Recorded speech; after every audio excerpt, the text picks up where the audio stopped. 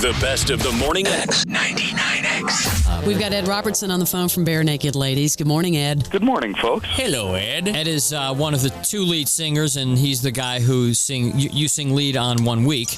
Well, Steve and I share the lead. He sings the choruses, and I sing the verses. Oh, okay. But you do that, eh? you have the harder of the two assignments there, because your the verses. Itch man.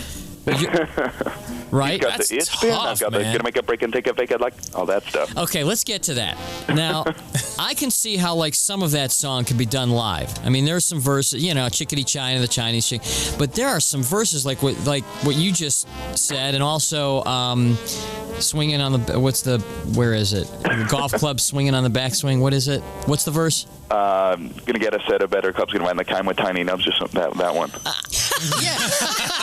I couldn't even do that speaking. When the record company said, this is going to be the single, you had to go, oh, no. Well, you know what? Actually, the first time we got together to play it, it was horrible. It just sounded like a train wreck. So we had to rehearse quite a bit, but we got it rocking now. Is it as tough to do live as I would imagine?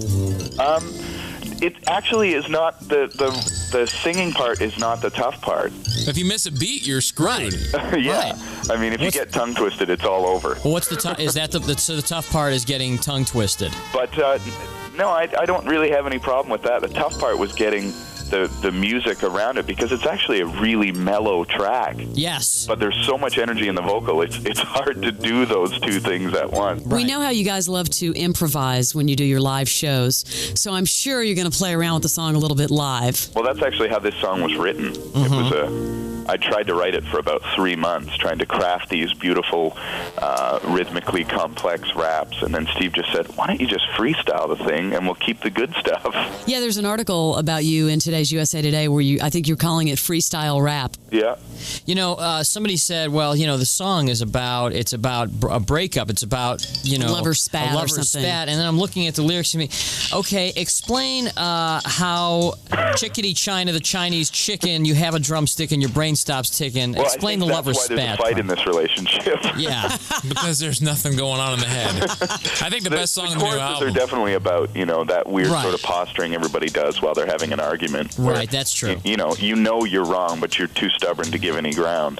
The stunt. And as I said, the verses are just freestyle, whatever was on the top of my head. So I think the best song on the album is It's All Been Done. Oh, thanks. I love that. That thing is so catchy. We played it earlier this morning. Everyone's walking around going, woo-hoo-hoo, the whole day. Are you surprised how people are still discovering Barenaked Ladies? Because you've been together a long time, you've paid your dues on the road, and really, like you said in the paper today, it's more of a word of mouth thing, because once people see you guys live, it's just an amazing show. There's no turning back. Right. So I think this could be the year, though, that you break into the quote-unquote mainstream or whatever, because you're on the Horde tour, and this could be just a huge year. Well, I mean, that would be amazing. The more people that hear our music, that's great. I mean, we love to play live. We love to tour and do shows, and shows of all sizes. I mean, there'll always be somewhere where we got to work and get a bigger crowd, but thankfully, Atlanta has been growing by leaps and bounds. You've got a lot of fans here, tons. It is absolutely, I think, one of the most fun shows you could see, and it's also really a smart show. I mean, there's a lot of subtlety in your show, which kind of, sometimes it'll get lost in all the screaming and yelling of the crowd, but if you really pay attention, you catch a lot of subtle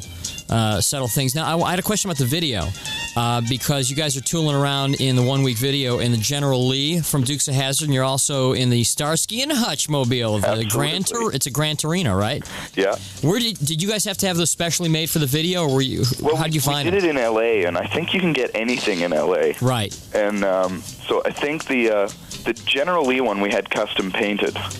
Right.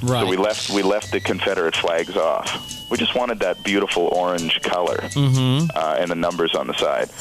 But the Starsky and Hutch mobile was one of several actual production Starsky and Hutch cars, I think. Yeah, you can find those. There's one buzzing around here, or that guy got busted for drugs. Well, we had a listener who was going to bring us one morning. Unfortunately, on his way to the station, the cop pulled him over and found a key in his trunk. And I'm not talking about a key for the trunk. I'm talking about a key low. Yeah. So, Starsky, what kind of people listen to our show? We're talking I thought Starsky had cleaned himself up. Yeah. We are talking to Ed Robertson from Barenaked Ladies. Do you think you will ever get tired of people throwing macaroni and cheese? Yes, I think I will eventually, about 3 years ago, get tired of that. You know, when you're playing a song and you get hit in the nuts from the third balcony by a 2-pound box of macaroni and cheese, all the fun dissipates from your body. That's got to smart. Yeah. In the now you guys are touring with the Pumpkins, right? Yeah, they're doing a bunch of the dates. The Horde Fest. In the Horde Fest. That's got to be kind of an unusual pairing, because I see the two audiences as being vastly different. Your audience you know and what? Pumpkins' audience. That's what's cool about a festival like Horde is the bands that are playing it are all over the map.